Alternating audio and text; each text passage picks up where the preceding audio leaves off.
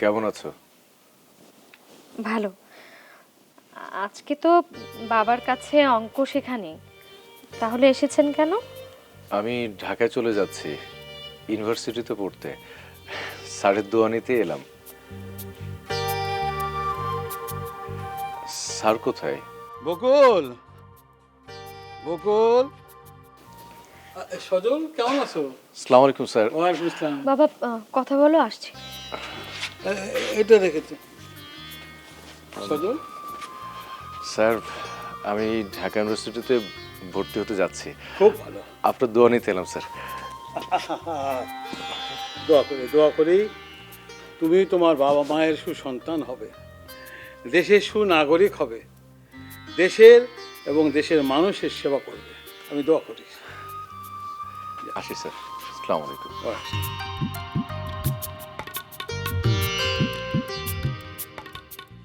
এই যে শুনছেন, উফ, একটু আস্তে হাঁটতে পারেন না?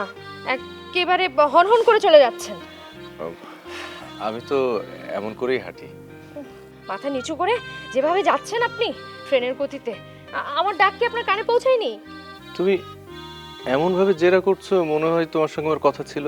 তুমি এখানে আসবে, আমি তোমার জন্য অপেক্ষা করবো, তুমি আমাকে সব কথা বলে তোমার কথা আমাকে শুনতে হবে। ছিল তো, ছিল না?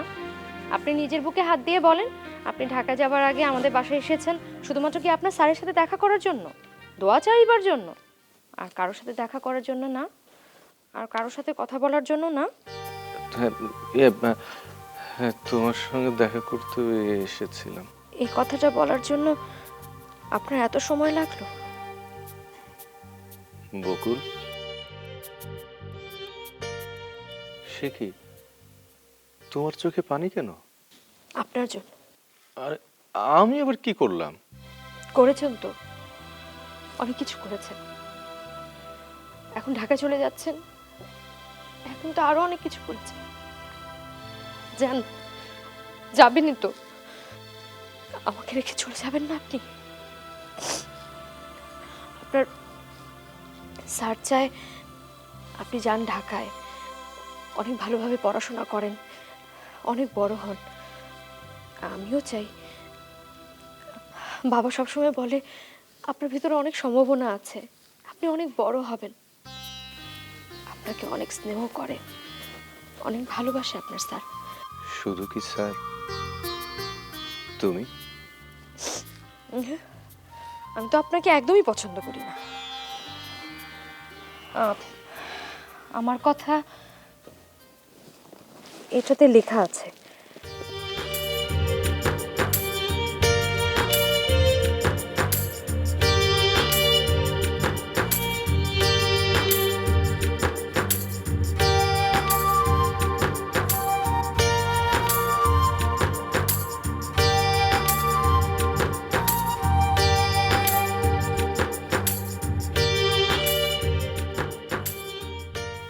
আপনাকে আমার অনেক কিছুই বলার ছিল, কিন্তু কিছুই বলতে পারলাম না। শুধু এইটুকু বলি, আমি আপনাকে অনেক ভালোবাসি। যেখানেই থাকেন ভালো থাকবেন।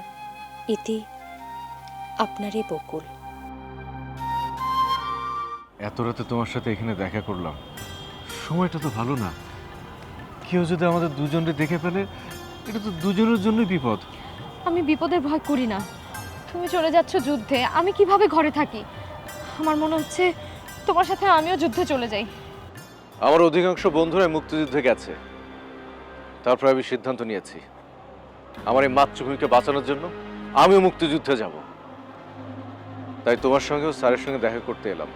সেটা বুঝেছি, কিন্তু বিদায় বলো না। আমার যে কেমন লাগছে আমি তোমাকে সেটা বোঝাতে পারবো না। তোমার সাথে আবার কবে দেখা হবে? দেশকে শত্রুর হাত থেকে বাঁচানোর জন্য যুদ্ধে যাচ্ছি। জীবনের মায়া করি না। যদি বেঁচে থাকি দেখা হবে, আর যদি মারা যায় ক্ষমা করে দিও। না না, এভাবে বলো না। তোমাকে তো ফিরতেই হবে, তুমি তো অবশ্যই ফিরে আসবে। এই মাতৃভূমিকে স্বাধীন করে তুমি ফিরে আসবে, তুমি আমার জন্য ফিরে আসবে। তোমার ভালোবাসা নিয়ে দেশকে ভালোবেসে তোমাকে কথা দিলাম, দেশকে শত্রু মুক্ত করে স্বাধীন বাংলাদেশে তুমি আমি আমরা নতুন করে জীবন শুরু করব। ততদিন অপেক্ষায় থেকো। আসি। আল্লাহ হাফিজ। একটু দাঁড়াও।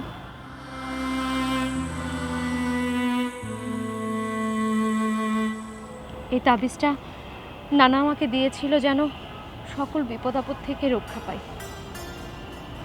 এটা আমি তোমাকে দিলাম।